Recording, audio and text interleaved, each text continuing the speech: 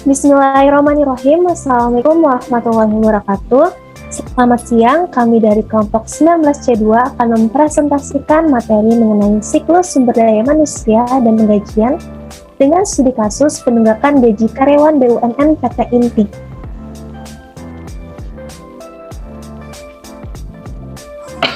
Di kelompok 19C2 terdiri dari saya sendiri yaitu Tiara Sagira dengan NPM 01, kemudian ada Dina Mariana dengan NPM 03, Sinta Belani dengan NPM 25, dan Puturia Septiani dengan NPM 57. Pada presentasi kali ini kami akan membahas mengenai sistem informasi siklus MSDM penggajian, aktivitas siklus penggajian, opsi outsourcing atau biro jasa penggajian dan organisasi pengusaha profesional, dan yang terakhir yaitu studi kasus BUMN PT Inti. Selanjutnya, materi yang pertama akan dibahas oleh rekan saya Sinta Belani. Kepada Sinta disilahkan. Terima kasih kepada moderator. Di sini saya akan menyampaikan materi yang pertama, yaitu tinjauan proses MSDM dan kebutuhan informasi. Keberhasilan dalam sebuah organisasi bergantung pada pegawai yang memiliki kemampuan dan pegawai yang memiliki motivasi pengetahuan. Untuk menggunakan pengetahuan dan motivasi pegawai secara lebih efektif, biasanya organisasi berinvestasi pada sistem manajemen pengetahuan. Nah, dari seluruh aktivitas siklus MSDM atau penggajian ini bergantung pada database terintegrasi yang memuat informasi mengenai pegawai, penggajian, dan penggunaan waktu oleh pegawai.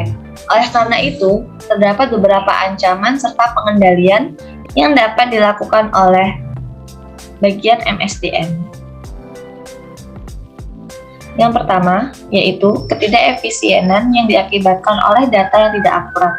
Pengendaliannya adalah dengan cara pengendalian integritas, yaitu pemrosesan untuk meminimalkan resiko atau kesalahan input dan pembatasan akses data.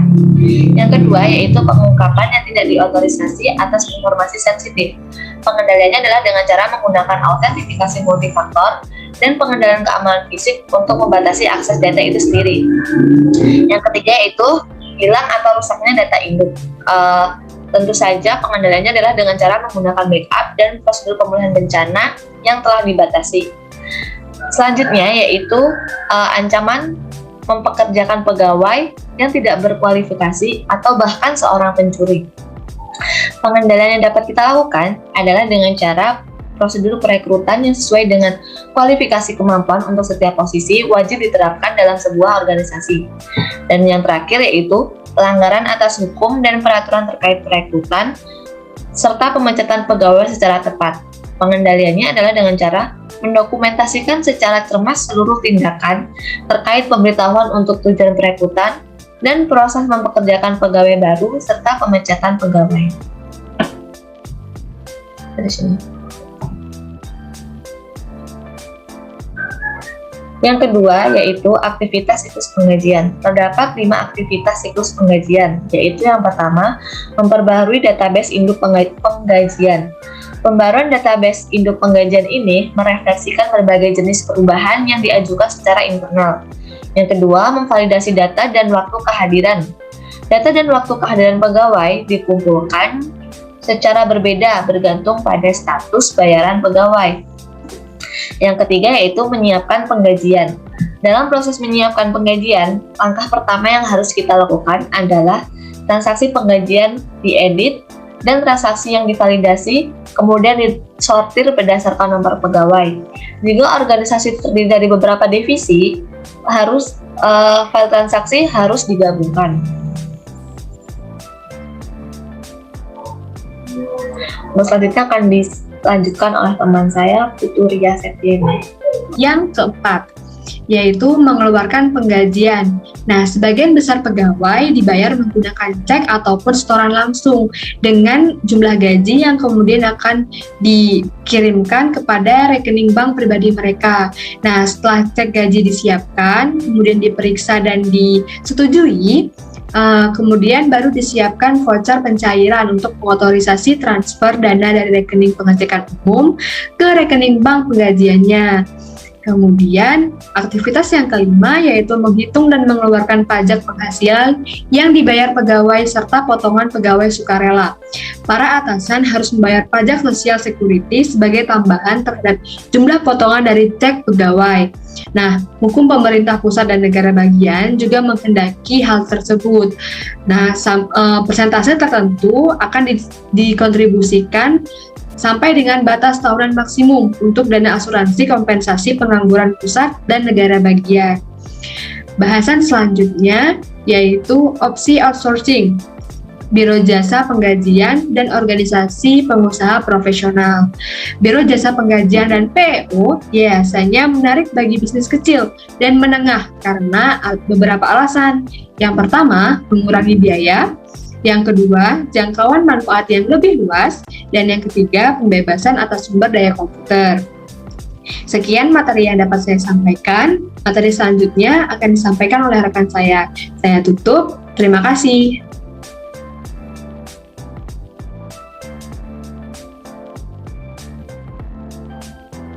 Baik, terima kasih. Selanjutnya saya akan membahas mengenai kasus BUMN PT Inti yang menunggak pembayaran gaji karyawan selama 7 bulan. PT Industri Telekomunikasi Indonesia Persero atau PT Inti telah menunggak pembayaran gaji karyawan selama 7 bulan yang dimulai dari bulan Mei 2019. Tunggakan gaji karyawan tersebut terjadi dikarenakan cash flow operation dan aktivitas perusahaan yang berada di posisi negatif selama 5 tahun terakhir, di mana pendapatan usaha perusahaan terus menurun dan jumlah kerugian perseroan juga kian meningkat sejak tahun 2015. Salah satu penyebabnya dikarenakan oleh proyek-proyek yang dilakukan di masa lalu mengalami kerugian yang cukup besar. Hal ini terus berlanjut hingga perusahaan memiliki utang non-produktif mencapai 90%. Pada awal tahun 2020, manajemen baru mulai melakukan program transformasi bisnis pada lingkup bisnis, keuangan, SDM, dan proses bisnis serta tata kelola perusahaan, sekaligus melakukan restrukturisasi utang dan optimalisasi aset pada tahun 2019 lalu. Hal tersebut didukung dengan masuknya PT Inti ke dalam klaster industri telekomunikasi, sehingga perusahaan memiliki arah dan fokus bisnis yang lebih jelas dan kembali fokus ke inti bisnis semula, yaitu di industri telekomunikasi dan fokus ke segmen pelanggannya di sektor tersebut, khususnya Telkom Group. Jika dilihat pada keterangan website perusahaan, PT Inti memiliki 4 lini bisnis, diantaranya produksi dan konversi bahan baku, penyediaan instalasi manajemen dan pemeliharaan infrastruktur, penyediaan produk dan layanan inovasi digital, dan juga pemenuhan perangkat keras, perangkat lunak, dan solusi jaringan. Langkah lain yang dilakukan oleh perusahaan adalah dengan melakukan pengurangan karyawan melalui berbagai skema. Meski begitu, tidak ada pemotongan gaji yang dilakukan oleh PT Inti. Upaya yang dilakukan oleh perusahaan tersebut mulai membuahkan hasil, di mana performa perusahaan pada bulan Januari hingga bulan Agustus 2020 berada dalam kondisi yang lebih baik. Hal tersebut ditunjukkan oleh posisi pertumbuhan pendapatan, EBITDA, dan net income perusahaan yang tumbuh secara signifikan, meskipun jika dilihat dari cash flow operation masih negatif karena menanggung utang masa lalu yang cukup besar. Next.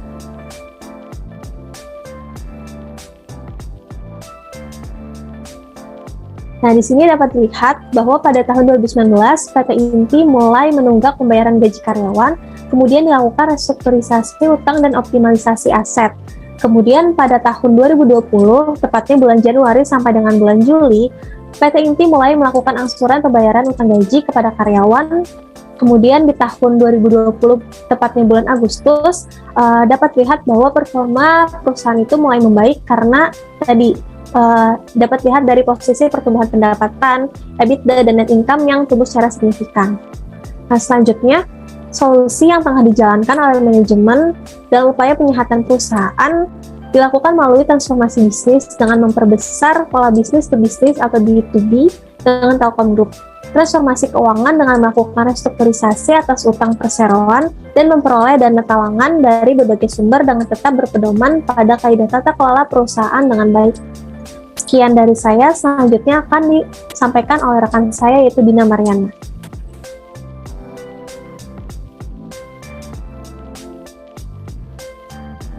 saya akan melanjutkan presentasi dari rekan saya. Dalam hal ini, kasus yang terjadi pada PT Inti itu dapat mempengaruhi keberhasilan sebuah organisasi, karena hal ini dapat mempengaruhi kinerja pegawai. Nah, pegawai sendiri itu merupakan elemen yang sangat penting dalam penentuan keberhasilan organisasi, karena keberhasilan organisasi itu bergantung pada kemampuan dan motivasi daripada pegawai di perusahaan tersebut. Nah, dengan kemampuan dan motivasi pegawai yang mumpuni, tentu saja akan menghasilkan kualitas barang atau jasa yang tinggi juga. Nah, salah satu motivasi pegawai adalah gaji.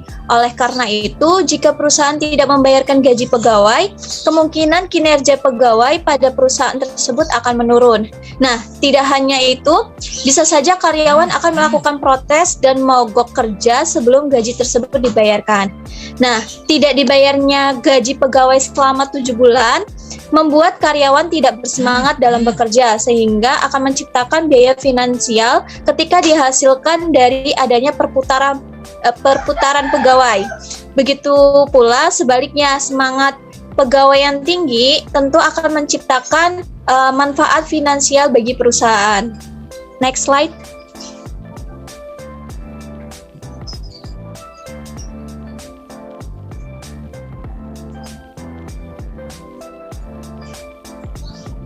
Next slide.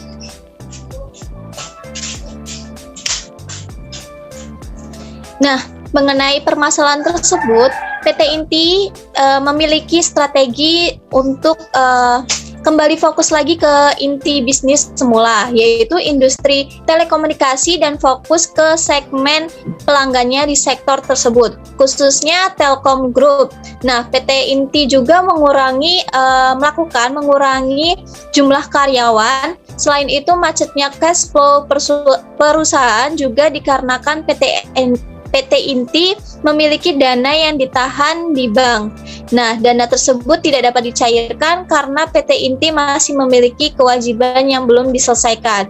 Oleh karena itu, Kementerian BUMN meminta kepada kedua bank tersebut untuk dapat mencairkan dana yang dimiliki oleh PT Inti untuk membayar seluruh tunggakan gaji karyawan perusahaan PT Inti. Berikut flowchart yang menunjukkan urutan aktivitas-aktivitas untuk memproses penggajian.